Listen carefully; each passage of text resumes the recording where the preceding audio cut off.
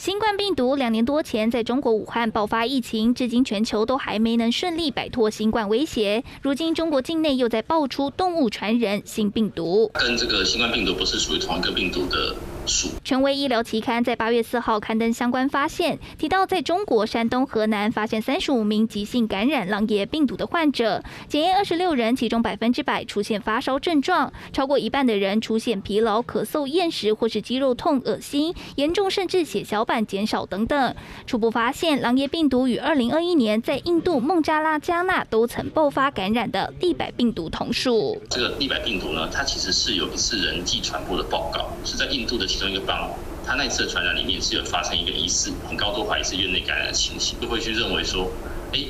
也许有一定的这个突变的机会，所以就很密切的观察。狼疽病毒是副黏液病毒科，目前观察只发现动物传人，研究也针对染疫个案生活区域中的动物进行血清调查，在家犬、山羊体内都有发现，其中像是小鼠的曲菌，阳性比例最高，262只就有71只阳性，推测很可能是病毒天然宿主。外界担忧是否会造成下一波流行疾病。那目前追踪的资料显示，患者之间并没有密切接触史，推测目前人类感染可能只是这个偶发性的